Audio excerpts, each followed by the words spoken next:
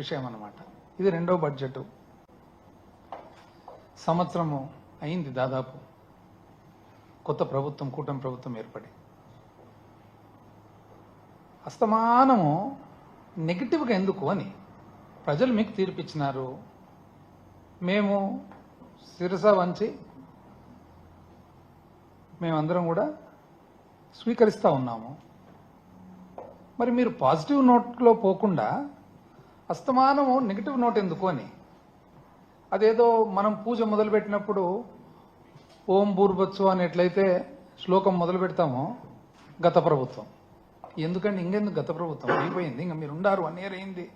ఈరోజు లెక్క పెడితే గత ప్రభుత్వం అని 25 సార్లు ప్రసంగంలో 25 సార్లు గత ప్రభుత్వము, మరి విధ్వంసము, అరాచకము ఇటువంటివన్నీ కలిసి ఒక 10 సార్లు, అంటే 35 సార్లు. ఎందుకండి? మీకు లక్షణంగా ప్రజలు తీర్పు ఇచ్చినారు. పాజిటివ్ నోట్లో మీరు ఏ విధంగా పరిపాలన చేస్తామని చెప్పి మీరు హామీ ఇచ్చినారో, మీ వాగ్దానాలు ఏవైతే ఉన్నాయో ఆ వాగ్దానాల మేరకు మీరు హ్యాపీగా పరిపాలన చేసుకుంటూ అబ్సల్యూట్ మెజారిటీ ఉంది కదా. అపోజిషన్ స్టేటస్ అడిగితే కూడా, ఎందుకంటే ఉండేదే ఏకైక ఒకే ఒక అపోజిషన్ పార్టీ, నంబర్స్ పక్కన పెట్టి స్టేటస్ అడిగితే కూడా వద్దన్నారు మీరు. మంచిది, ఇంకా ఫుల్ ఫ్లెజ్డ్గా మీరు మంచి పాజిటివ్ నోట్లు చేయండి. ఎప్పుడు గత ప్రభుత్వం గత ప్రభుత్వం, ప్రతి పారాకు గత ప్రభుత్వం, ఎందుకండి నెగిటివ్ నోటు? అయితే ముఖ్యంగా ఏమంటే మీరు యాక్చువల్గా ఈ ఎలక్షన్ జరిగినది ఏం బేసిస్ మీద? ఒకటి, కూటమి ప్రభుత్వం ప్రధానమైన అంశం సూపర్ 6. ఎందుకంటే మీరు ఇంటింటికి తిరిగి పేపర్ పెట్టుకొని దాని ఫారం ఫిలప్ చేసి ఇంటి పేరు ఇచ్చి ఆధార్ కార్డు ఇచ్చి తీసుకొని ఇచ్చి మొబైల్ మెసేజ్లు పంపించి ఇంకోటి చేసి నీకు 15, నీకు 15, నీకు 18, నీకు 20, నీకు 15 అని లెక్కలేసి ప్రతి ఇంటికి పోయి, ఒకసారి కాదు ఎన్నోసార్లు పలుసార్లు ఇంటికి పోయి నీ ఇంటికి 1,00,000 వస్తుంది, నీ ఇంటికి 2 లక్షలు వస్తుంది, నీ ఇంటికి 3 లక్షలు వస్తుంది అంటే పాపం ప్రజలు కూడా నమ్మినట్టున్నారు. ఎందుకు నమ్మినట్లున్నారంటే 2019 నుంచి 24 వరకు వైసీపీ ప్రభుత్వంలో జగన్మోహన్ రెడ్డి గారు చెప్పిన ప్రకారంగా క్యాలెండర్ పెట్టి మరి వాగ్దానం చేసిన ప్రతి ఒక్కటి, మేనిఫెస్టోలో ఉన్న వాగ్దానాలన్నీ కూడా పూర్తి చేయడం జరిగింది. బహుశా ప్రజలు అనుకోని వచ్చునేమో ఇదేదో ఉంది కదా సెట్ సిస్టమ్, ఈ సిస్టమ్ ప్రకారం వస్తాయని. ఎందుకంటే మానవుడు కూడా ఆశాజీవి కదా. అండ్ ఇంతమంది పాపం పేదరికంలో ఉండేవాళ్ళు, మధ్యతరగతి వాళ్ళు ఎంతో కొంత ఒకవేళ ఆశ పడిండొచ్చు, ఎందుకంటే పలుసార్లు మోసపోయినారు. కానీ మానవుడు ఆశాజీవి కదా, ఎన్నిసార్లు మోసపోయినా కూడా ఒక్కసారి మోసపోవడం అనమాట. అంటే ఇది సహజంగా ఆలోచన ప్రకారము దీర్ఘ ఆలోచన చేసిన వాళ్ళు ఎవరు కూడా అంత సులభంగా నమ్మరు. కానీ పరిస్థితుల ప్రభావం వలన అయితే ఇక్కడే ముఖ్యమైన అంశం ఏమంటే, పేదవాడు మోసపోయేదానికి అవకాశం ఉండొచ్చు పరిస్థితులను బట్టి, కానీ మనము వాళ్ళను మోసం చేయడం కరెక్టా కాదా అనేది అది మనము పరీక్ష మనం చేసుకోవాలి మనల్ని మనం. ఏది ఏమైనా కూడా చెప్పినారు అందులో సూపర్ 6. మరి సూపర్ 6 చూస్తే ఇంతవరకు ఫస్ట్ ఇయర్ ఎట్లుందో ఇప్పుడు కూడా అట్లే ఉంది. ఇంతవరకు మనిషికి అందినేది సూపర్ 6లో ఏమందిందండి? అది అర్ధదీపం అనాలన్నా పావు దీపం అనాలన్నా, ఎందుకంటే ఒకే సిలిండర్ వచ్చింది. అది సూపర్ 6లో ఇంతవరకు అందినేది. 10 సార్లు ఏదేదో చెప్తున్నారు కానీ అవైతే ఇంతవరకు చేతికైతే రాలేదు. మళ్ళీ అంతలో భాగంగా అప్పులు పెరిగాయన్నారు. చూస్తే వీళ్ళు చేసినన్ని అప్పులు ఎప్పుడు చేయలే, చరిత్రలోనే చేయలే. ఒకే సంవత్సరం 1,00,000 చిల్లర కోట్ల అప్పు చరిత్రలో ఎక్కడ జరగలే. మరి జీతాలు ఇది కూడా చెప్పినారండి, ఏమని? అసలు జీతాలు లేని పరిస్థితి అని 19 అంటే ఆర్థిక శాఖ మంత్రి గారు, ముఖ్యమంత్రి గారు చంద్రబాబు నాయుడు గారు ఎప్పుడు పీఠం ఎక్కినా కూడా జీతాలు లేని పరిస్థితి ఉంటుంది. ఉదాహరణకు 1995 అన్నాడు. నాకు తెలిసి 95లో సర్ప్లస్, ఆంధ్రప్రదేశ్ రాష్ట్రం ఉమ్మడి రాష్ట్రం సర్ప్లస్ బడ్జెట్. ఆ తర్వాత మీరు మళ్ళా సబ్సిక్వెంట్ గా మీ పాలనలో మైనస్కు పోయిండొచ్చు, కానీ అప్పటికి మాత్రము సర్ప్లస్ బడ్జెటే. మళ్ళీ ఏ విధంగా చెప్తున్నారో నాకైతే అర్థం కావడం లేదు. సో ఏదేమైనా కూడా ఆ తర్వాత కొంత చాణక్యంతో కూడా కంపారిజన్ చేసినారు మధ్యలో. చాణక్యుడు ఏం చెప్పినానండి, కౌటిల్యుడు ఏం చెప్పినాడు? ముఖ్యంగా ఆయన చెప్పినది ప్రజల మీద ఎక్కువ పన్ను భారం వేయకూడదు, ఆ ఉన్న ఏదైతే డబ్బులు మనము పన్ను ద్వారా, పన్ను లేనిది ప్రభుత్వము పరిపాలన జరగదు. ఆ పన్ను ఏదైతే వస్తుందో దాన్ని జాగ్రత్తగా చాలా ప్రుడెంట్ గా ఖర్చు పెట్టాలి అన్నారు. ఎంత మనకు శక్తి ఉందో ఆ మేరకే చేయాలి తప్ప అంతకు మించి చేయకూడదు అన్నారు. దీంట్లో నాకు తెలిసి చాణక్యుంది ఏది ఫిట్ కావడం లేదు. ప్రజలు ఒకసారి ఆలోచన చేయాలి. ఏదైతేనేమి మొత్తం మీద ఇంతవరకు చాలా చాలా వాగ్దానాలు, స్పీచ్లు జరిగిపోయినాయి. కాకపోతే ఈసారి బడ్జెట్ బుక్ కూడా నేను చూడడం జరిగింది. ఇది చూసిన తర్వాత ఒక వ్యక్తి బాగా అన్నారనమాట, ఇదేంటి సార్ ఈసారి ఇది కొత్త రకంగా ఉంది, మామూలు బడ్జెట్ మాదిరి లేదు అని. మీరు గమనించినారు లేదు, పరిశీలించినారు లేదు అందరూ, మామూలు టైప్లో లేదు ఇది. ఇది మార్చినారు. మామూలుగా మనకి ఎక్కువ బడ్జెట్ ఇన్ బ్రీఫ్ లో అన్ని ఫిగర్స్ వస్తాయన్నమాట. ఆ కొన్ని తీసేసినారు. ఏవేవి తీసేసినారు? రాష్ట్ర అప్పు గురించి ఉండే తీసేసినారు. దీంట్లో పబ్లిక్ డెట్ తీసేసినారు. పబ్లిక్ అకౌంట్ కూడా తీసేసినారు. లేదు, ఇంక ఎతకాలి ఇప్పుడు లోపల పోయి మళ్ళీ ఎక్కడో పెట్టింటారు. మెకనాస్ గోల్డ్ కదా ఎతికినట్లు మేము ఎతకాలన్నమాట. నెక్స్ట్ మళ్ళా దాని తర్వాత గ్యారంటీలు ఎక్కడ ఉన్నాయనేది కూడా, ఆ గ్యారంటీలు సహజంగా కూడా వాల్యూమ్ 5.2లో ఉంటాయి కాబట్టి చూసుకోవచ్చు. కాకపోతే ఈ రెండు దీంట్లో కూడా ఇస్తారు మామూలుగా, ఈసారి ఇవ్వలేదన్నమాట. అయితే ఒకరు మాత్రం బాగా చెప్పినారు, ఏమిది అంటే ఇదేదో కలర్ ఎక్కువ ఉంది సార్, కాకపోతే కంటెంట్ తక్కువ ఉంది అన్నారు అనమాట. బాగా చూస్తే కలర్ ఎక్కువ ఉంది, కంటెంట్ తక్కువ ఉంది అన్నారు. నేను కూడా చూస్తే అన్ని ఏదో గ్రాఫుల రూపంలో ఇచ్చినారు మొత్తం మీద. ఏది ఏమైనా కూడా ఒకటి, ఎప్పుడైనా మేము వైఎస్ఆర్సీపీ తరఫున జగన్మోహన్ రెడ్డి గారు కానీ మాకు, ఎందుకంటే మా సిద్ధాంతాలు రాజశేఖర రెడ్డి గారి సిద్ధాంతాలు కాబట్టి సింపుల్ లివింగ్, సింపుల్ థింకింగ్. ఇప్పుడు పేదవాడు అనేవాడు ఎప్పుడు కూడా ఒక అసంతృప్తితో కానీ లేకుంటే ఇబ్బందులు కలిగిన పరిస్థితుల్లో ఉంటే ఎప్పుడు కూడా సమాజానికి మంచిది కాదు. ఒక వ్యక్తి ఎవరైనా కానీ పేదరికంలో ఉండరాదు. పేదరికంలో ఉన్న వ్యక్తి కూడా కొన్ని పరిస్థితుల వలన పేదరికంలో ఉన్నా కూడా విపరీతమైన అసంతృప్తి, అసహనము ఆ విధంగా ఉంటే కానీ అది సమాజానికి చాలా డేంజర్ అనమాట. అది ఎట్లా ఎఫెక్ట్ కొడుతుంది? అది మధ్యతరగతి వాళ్లకు, ఉన్న వాళ్లకు, అందరికి కూడా ఎఫెక్ట్ కొడుతుంది అనమాట. కాబట్టి ఎప్పుడు కూడా పేదరిక నిర్మూలన అనేది పరిపాలనలో ఒక ప్రధానమైన బాధ్యత పాలకులకు.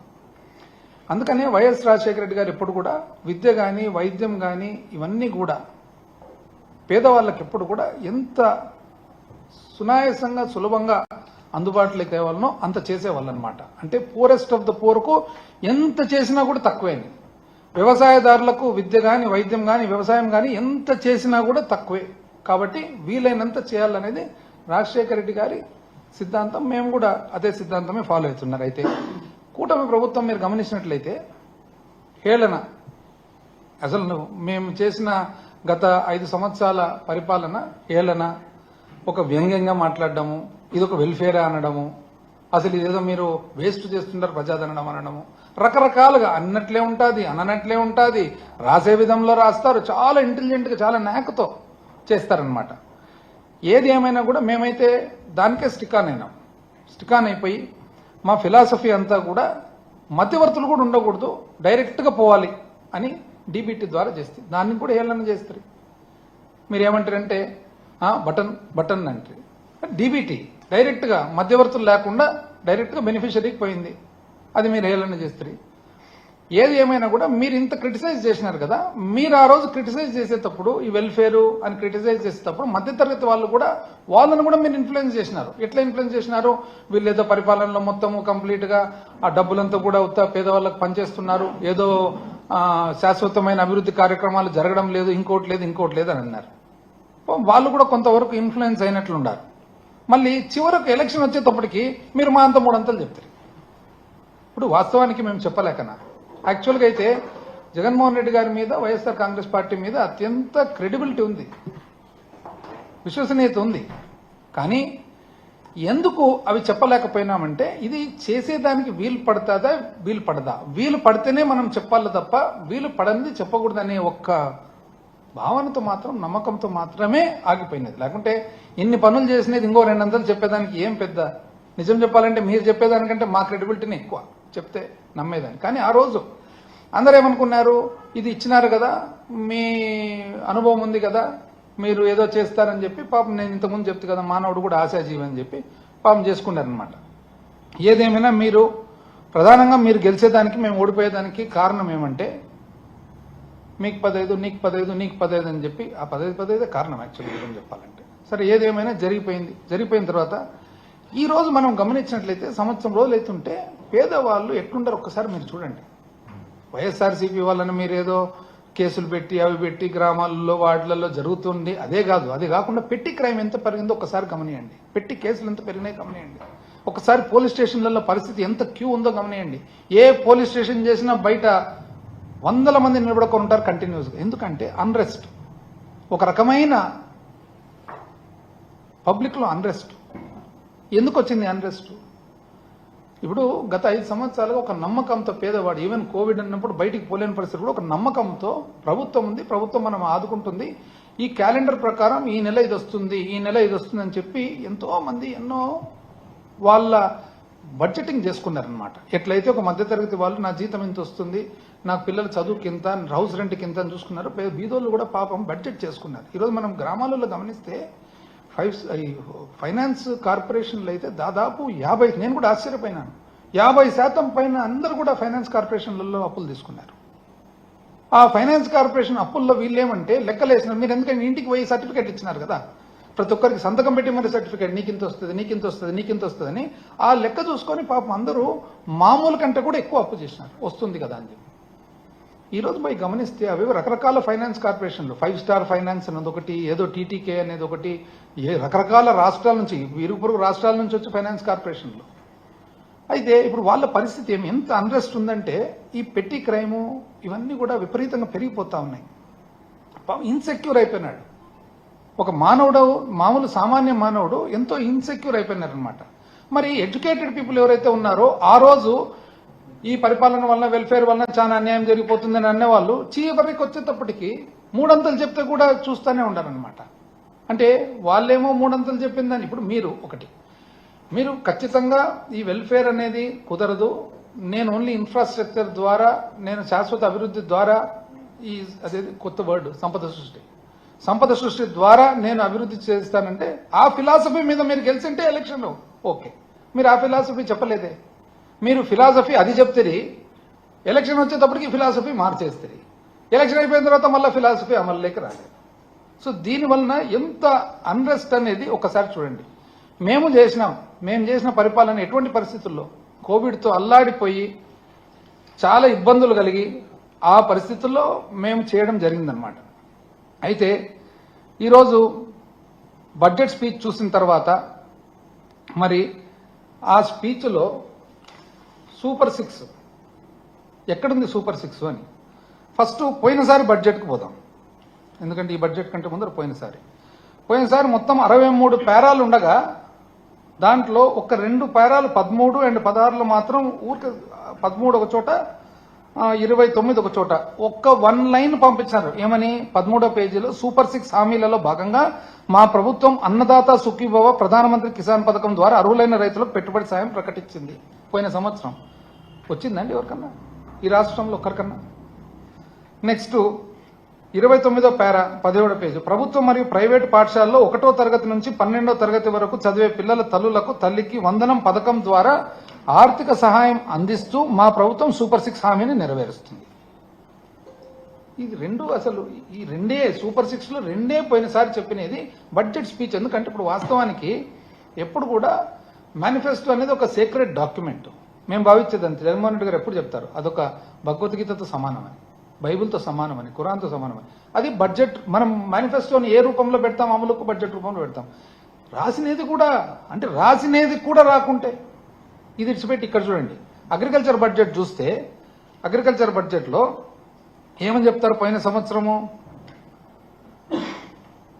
4,500 కోట్లు అన్నదాత సుఖీభవకు ఇచ్చినామని చెప్పి పేజ్ నంబరు 3 4,500 కోట్లని రాసినారు. 4,500 కోట్లు ఎక్కడుంది అని పోయిన సంవత్సరం? అంటే బడ్జెట్ డాక్యుమెంట్ లో పెట్టిన తర్వాత కూడా పేజ్ నంబర్ 14 బడ్జెట్ స్పీచ్ లో పోయిన సంవత్సరం మంత్రి జరుపుతారనమాట, అగ్రికల్చర్ మన వ్యవసాయ శాఖ మంత్రి గారు. సంకీర్ణ ప్రభుత్వం సూపర్ 6 కార్యక్రమం కింద రైతులకు అన్నదాత సుఖీభవ పీఎం కిసాన్ పథకంలో సంవత్సరానికి 20,000 చొప్పున ఆర్థిక సాయం ప్రకటించింది. పీఎం కిసాన్ కింద కేంద్ర ప్రభుత్వం అందించే 6,000 ప్రయోజనంతో కలిపి. నిజం చెప్పాలంటే కలిపి ఉండకూడదు. ఎందుకంటే ఎప్పుడైతే మా ప్రభుత్వంలో పీఎం కిసాన్తో కలిపి రైతు భరోసా వైఎస్ఆర్ రైతు భరోసా చెప్పినారు. చంద్రబాబు నాయుడు గారు ఆ రోజు విమర్శించినారు. మీరు చెప్పేది ఇవ్వచ్చేది ఇవ్వండి, దాన్ని ఎందుకు కలుపుతున్నారు అన్నారు. మరి మీకు ఒక రూల్ మాకు ఒక రూల్ వస్తుందండి. మీరు 20,000 రూపాయలు యాక్చువల్గా అయితే న్యాయంగా అయితే మీరు చెప్పిన ప్రకారం మీరు 20,000 రూపాయలు మీరు సపరేట్గా ఇవ్వాల. సరే మీరు చెప్పినారు. ఆ తర్వాత మొత్తం చూసినట్లయితే అసలు ఆశ్చర్యకరంగా ఉందన్నమాట. అసలు ఇంత సునాయాసంగా అసలు చెప్పడం ఏంది, అనౌన్స్ చేయడం ఏంది, రాయడం ఏంది, దాన్ని పట్టించుకోకపోవడం ఏంది అని. ఇది కాక ఇంతకు ముందే పోనీ ఎక్కడి పోయినాయి. ఇంతకుముందు మీరేమన్నారు, 25 ఫిబ్రవరి మొన్న అసెంబ్లీలో మొన్ననే చంద్రబాబు నాయుడు గారు ముఖ్యమంత్రి గారు ఒక ఇది ఇచ్చినారనమాట. ఏమని ప్రజెంటేషన్. అందులో ఏమంటారంటే ఇంపాక్ట్ ఆఫ్ గవర్నెన్స్ అంటే 2023-24 మాకు పాలన సరిగా రాలేదంట. స్థూల ఉత్పత్తి 8.6% మాత్రమే పెరిగిందంట. 24-25 12.9% పెరుగుతుందంట. కాబట్టి తద్వారా 62,000 కోట్ల స్థూల ఉత్పత్తి రాష్ట్రానికి. ఏమన్నానండి ఇది, ఏంది అసలు అంటే ఈ సంవత్సరమే అయిపోలే. మామూలుగా మీకు ఎప్పుడైనా కానీ స్థూల ఉత్పత్తి అనేది ఎప్పుడు కూడా ఈ సంవత్సరం లెక్కేస్తే 3 సంవత్సరాల తర్వాత ఫైనలైజ్ అవుతుంది. ఫస్ట్ అడ్వాన్స్ ఎస్టిమేట్స్, ఆ తర్వాత ఫస్ట్ రివైజ్ ఎస్టిమేట్స్, ఆ తర్వాత సెకండ్ రివైజ్ ఎస్టిమేట్స్, ఆ తర్వాత టీఆర్ఈ. ఎట్లండి ఇది అంటే 62,000 కోట్లు పెరిగిందంట. పోనీ పెరిగింది కదా, ఇంకా పెరిగినప్పుడు ఇచ్చేయచ్చు కదా. అంటే మీరే చెప్తున్నారు కదా, ఎందుకంటే సంపద సృష్టించినారు, ఫస్ట్ ఇయర్లోనే సృష్టించినారు. పైగా మీది డబుల్ ఇంజిన్ సర్కారు, మాదన్న సింగిల్ ఇంజిన్, మీది డబుల్ ఇంజిన్ సర్కారు. బ్రహ్మాండంగా ఇచ్చేయచ్చు కదా, మళ్ళీ అన్ని ఎందుకు పెండింగ్ పెడతారు. ఇది కాక కంపారిజన్ ఇస్తారండి. 2014-19, 19-24 ఏమని, మీరు 13.5 పెరిగినారు, మీరు 10.3 పెరిగినారు, మేము 13.5. ఏమన్నా పోలికనండి. అంటే 2019 నుంచి 24 మధ్యలో కోవిడ్ వస్తే ప్రపంచ వ్యాప్తంగా అల్లకల్లోలం అయిపోయి మొత్తము ఎకానమీ అంతా తల్లడిల్లిపోయి ఉంటే దాన్ని కంపేర్ చేస్తారు. అంటే ఇది ఎట్లుందంటే, ఒక దురదృష్టవశాత్తు వికలాంగుడు ఉంటే మామూలు మనిషికి వికలాంగుడికి రన్నింగ్ రేసు పెట్టి మేము గెలిచినామంటే ఇంకేం చేస్తారు దానికి. ఇది ఆంధ్రప్రదేశ్ రాష్ట్రానికి ఓటేనా ఇది? ఎవరన్నా చేస్తారండి కంపారిజన్? అసలు నాకైతే నిజంగా దీనికి రిప్లై ఇవ్వాలంటే కూడా నాకు చాలా ఒక రకంగా సెన్సిటివ్గా ఉంది. అదేవిధంగా అన్ని సినారియోస్ అంటే 13.5% పెరిగితే ఇన్ని డాలర్లే, మళ్ళా రూపాయలు కూడా కాదు, ఇన్ని డాలర్లలో మీకు ఆదాయం వస్తుంది. 15% పెరిగితే ఇన్ని డాలర్లు ఎవరికి కావాలా, ఆదాయం ఎవరికి కావాలా? స్వామి సూపర్ 6 సంగతి ఏమి చెప్పండి అంటే అది కాకుండా అన్ని చెప్తారు. ఇది పర్ క్యాపిటల్ సినారియోస్. ఆ సినారియోస్ చూడండి, మామూలుగా పెరగలేదంట. 2019 నుంచి 24 పెరగనందుకు 41,000 తగ్గిందంట. అది పెరగకపోవడం ఏంది, తగ్గడం ఏంది అంటే ఊహించుకొని మనం కదా. ఈ రోజు ఒకవేళ అక్కడికి పోయింటే, ఈరోజు బొంబాయికి పోయింటే, ఈరోజు సాయంత్రం అదృష్టానికి లాటరీ తగిలింటే రేపు పొద్దునకి నేను కోటీశ్వరుని అయిపోతుంది. ఏమైనా లెక్కనా ఇది? అసలు ఏంది ఇదంతా అని. దాని తర్వాత పోని డెట్ చూడండి ఎట్లా చెప్తారు. అప్పు మళ్ళీ అక్కడ కూడా ఏమని చెప్తారు, 31 మార్చికు 3,75,295 కోట్లు ఉంది. ప్రభుత్వ అప్పు 4,38,278 కోట్లు ఉంది. పబ్లిక్ అకౌంట్ లయబిలిటీస్ 80,914 కోట్లు ఉంది. కార్పొరేషన్ అప్పులు అంటే మన వివిధ డిస్కాములు, విద్యుత్ సంస్థలు, సివిల్ సప్లైస్ కార్పొరేషన్ అవన్నీ కలిసి 2,48,677 కోట్లు. సివిల్ సప్లైస్ 36,000 కోట్లు. విద్యుత్ సంస్థలు 34,000 కోట్లు. 1,13,000 కాంట్రాక్టర్లకు ఇవ్వాల్సినవి. ఎంప్లాయీస్ కు 21,000. ఇవన్నీ లెక్కేసి 9,74,556 కోట్లు మీరు ఇచ్చిన లెక్క. 9,74,556. ఇది సాక్షాత్ అసెంబ్లీలో గౌరవ ముఖ్యమంత్రి గారు ఇచ్చే ఇది. 14 లక్షలు ఎక్కడ పోయిందండి? 14 అన్నట్లుంటారే, 13 అన్నట్లుంటారే, 12 అన్నట్లుంటారే, 10 అన్నట్లుంటారే, విధ్వంసం అన్నట్లుంటారే. మళ్ళీ అందులో కూడా చూడండి, అందులో కూడా ఎవరన్నా చేయొచ్చునా ఇట్లాంటివి? ఇప్పుడు వాస్తవానికి 4,38,278 కోట్లు అప్పు. మీరే చెప్తున్నారు కదా అప్పని, మీ ప్రకారమే పోదాం, ఎందుకంటే బుక్కులలో కూడా అంతే రాసినారు. ఆ తర్వాత 80,914 కోట్లు పబ్లిక్ అకౌంట్, రైట్, బుక్కులలో ఉంది, దాని ప్రకారం పోదాం.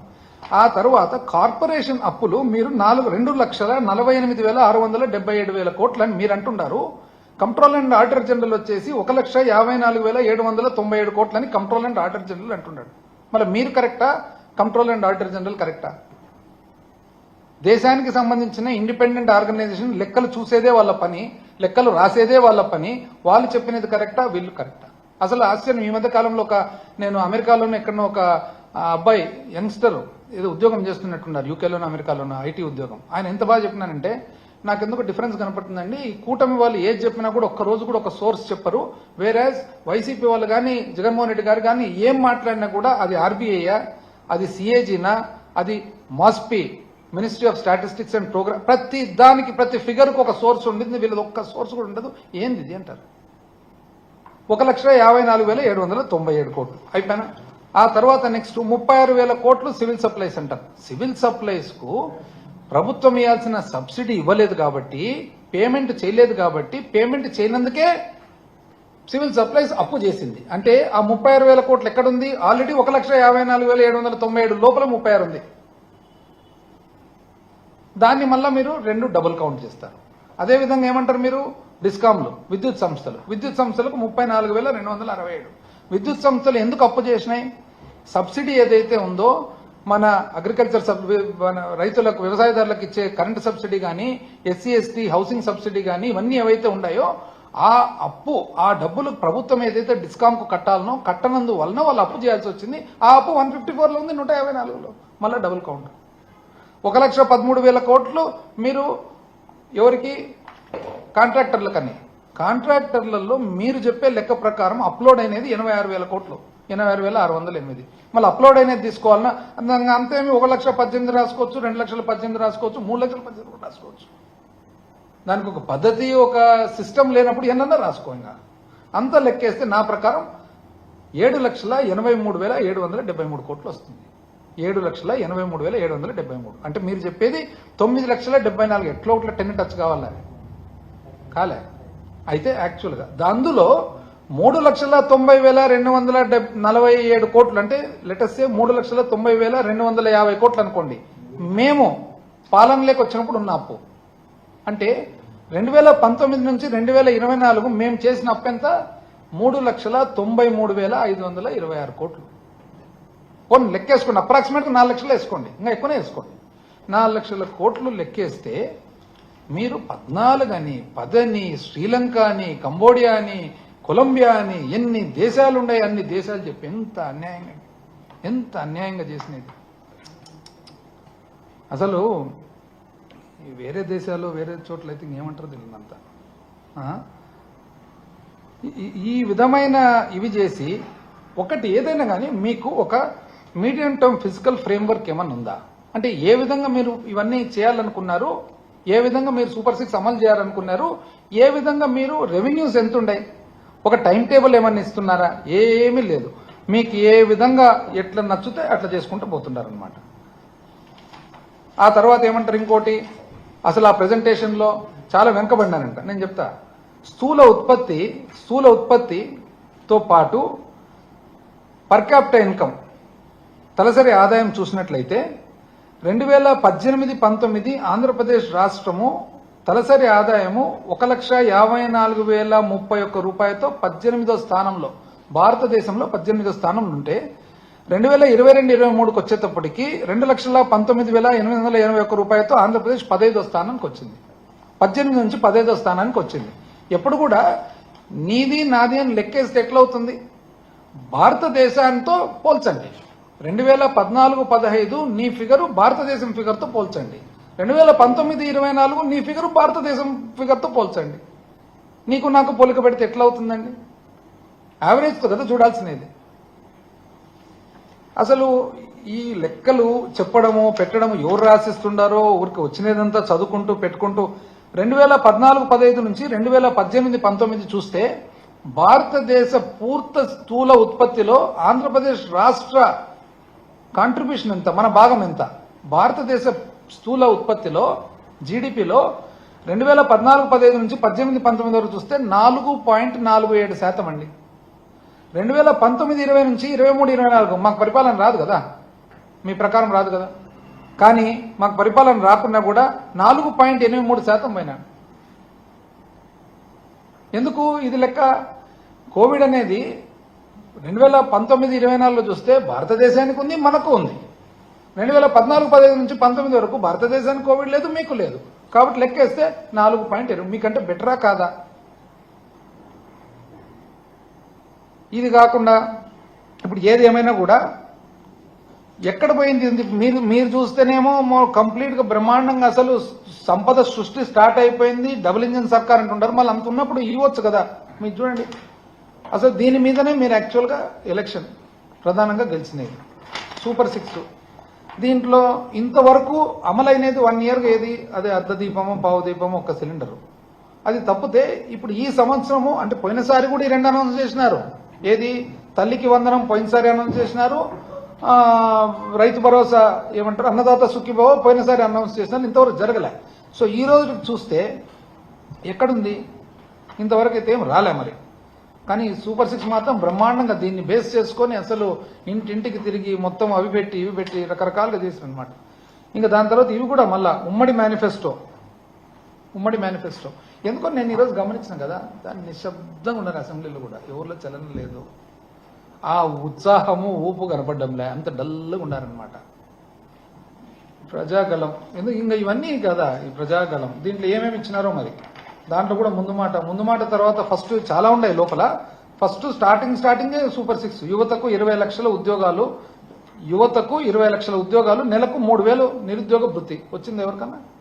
స్కూల్కు వెళ్లే ప్రతి విద్యార్థికి ఏడాదికి 15,000, ఇంతవరకు అయితే ఎవరికి రాలే. ఓసారి బడ్జెట్లో పెట్టి కూడా ప్రతి రైతుకు ఏటా 20,000 ఆర్థిక సహాయం, ఇంతవరకు ఎవరికి రాలే. ఇంతకుముందు బడ్జెట్లో పెట్టి కూడా ప్రతి మహిళకు నెలకు 1,500 రూపాయలు 19 సంవత్సరాల నుంచి 59 సంవత్సరాల వరకు. ఆడవాళ్ళు అయితే ఎంత ఉత్సాహంగా ఉన్నారో వాళ్ళు. మాతో నిజం చెప్పాలంటే ఎన్నో పనులు చేసి ఎంతో బాగుండి ఎంతో బాగా పలకరించే వాళ్ళు కూడా ఆ టైం వచ్చేటప్పటికి అందరికి తల ఇట్లా దింపుకుంటుంటారు అనమాట. ఎందుకంటే 15,000. మహిళలకు ఉచిత బస్సు ప్రయాణం ఇంతవరకు రాలే. 3 గ్యాస్ సిలిండర్ దాంట్లో ఒకటి వచ్చింది, చూద్దాం. ఆ తర్వాత సరే ఈ ప్రకారంగా మీరు ఈ 25-26లో ఏమని రాసినారండి, ఎన్ని ఆర్థిక ఇబ్బందులున్నా అన్నదాత సుఖీభవ పథకం కింద ప్రతి రైతుకు ఏటా 20,000 రూపాయలు అందించే కేటాయింపులు చేశామని చెప్పడానికి గర్విస్తున్నాను. అదే అంటే ఎందుకు ఎక్కడే కానీ ఫిగర్ రాయడంలే. లాస్ట్ టైం అంతే, ఈసారి అంతే ఫిగర్ రాదు. ఇది తల్లికి వందనం కూడా చూడండి. ప్రతి తల్లి తన పిల్లలను పాఠశాలకు పంపేలా ప్రోత్సహించే లక్ష్యంతో మరో సూపర్ 6 హామీని అమలు పరిచే దిశగా తల్లికి వందనం. ఇప్పుడు నిజం చెప్పాలంటే ఇది అమలు చేసేది కన్నా కరెక్ట్ ఉంటే గాన ఎంత గర్వంగా నేను 12,450 కోట్లు కేటాయిస్తున్నాను అధ్యక్ష, గర్వంగా ప్రతి ఒక్కరికి ఇన్ని లక్షల మందికి రేపు పొద్దున ఇవ్వబోతున్నాం సో అండ్ సో నెల అంటాం కదా. అది రాదు. ఎందుకంటే తల్లికి వందనము దాని కేటాయింపులు కూడా చూస్తే బడ్జెట్ ఇన్ బ్రీఫ్ లో చూస్తేనేమో 9,600 ఎంతనో చూపించినారు బడ్జెట్ ఇన్ బ్రీఫ్ లో. కానీ ఈ లెక్కేస్తే మేము ఈ మెకనాస్ గోల్డ్ కదా ప్రతి ఒక్కటి వేలల్లో లక్షల్లో ఇస్తారు, చాలా ఎతికెతికి చూడాలన్నమాట. దాంట్లో తల్లికి వందనం 9,407 కోట్లు చూపించినారు. కానీ మేము లెక్కేస్తే మొత్తము అలొకేషన్స్ లో 8,278 కోట్లు మాత్రమే కనపడుతుంది. 8,278. కానీ వాస్తవానికి యాక్చువల్గా అవసరం ఎంత, 12,450 కోట్లు అవసరం ఉంది. ఎందుకంటే తల్లికి వందనము 80 సింపుల్. ఇంతకుముందు జగన్మోహన్ రెడ్డి గారు చెప్పినారు కదా, దాని డేటా కలెక్షన్ ఏముంది, సింపుల్ కదా. 83 లక్షల పిల్లలు చదువుతున్నారు, మనకు తెలుసు. 83 లక్షల పిల్లలు చదువుతున్నారు. 15,000 రూపాయల లెక్క ప్రకారం ఇస్తే 12,450 కోట్లు కావాలా. 12,450 కోట్లు అయితే ఈ పెట్టలేదు, 9,400 పెడుతున్నారు. 9,400 పెట్టినారు కానీ లోపల అలొకేషన్స్ లో 8,278 కనపడుతుంది. ఈ ప్రకారం అయితే కేవలం 55 లక్షల పిల్లలకు మాత్రమే ఇవన్నీ అవుతుంది.